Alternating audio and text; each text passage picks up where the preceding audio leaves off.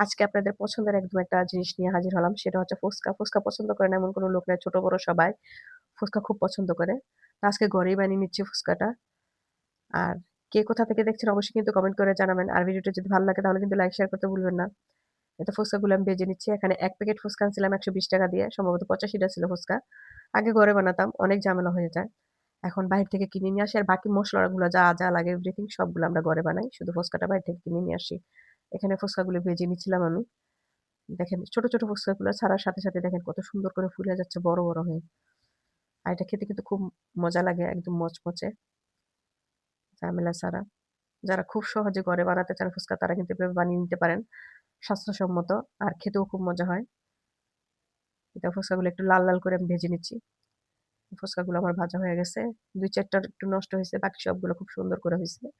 আর এখানে আমি মসলা, পেঁয়াজ, কাঁচামরিচ, ধনেপাতা আর ডিম এগুলো সব কেটে নিয়েছিলাম। একসাথে কেটে নিলে তারপরে এটা এখন আমি এই ঘুগনিটার সাথে মিক্স করে নিচ্ছি। এখানে আলু আর ঘুগনি একসাথে মিক্স করে নিয়েছিলাম। এটা ঘরেই বানিয়ে নিয়েছিলাম আমি সিদ্ধ করে রেখেছিলাম। এখানে আমি মসলাগুলো সব আমি মিক্স করে দিচ্ছি একসাথে। এখন ভালো করে মাখিয়ে নেব। আর একটু জিরে আর একটু ধনের গুঁড়া দিয়েছিলাম। সাথে একটু চিলি ফ্লেক্স।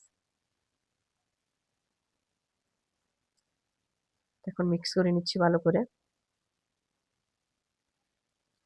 খুবই মজা হয়েছিল। ঘুগনিটা যত ভালো হবে মানে মসলাটা ফুচকার তত টেস্ট হবে ফুচকাটা। এই তো মিক্স করে নিয়েছি আমি এখন। এই তো ফুচকাটা রেডি করে নিলাম আমরা এখানে। যার প্লেটে আলাদা করে। আর টক বানানোর রেসিপিটা আমি দিতে পারিনি সময়ের জন্য।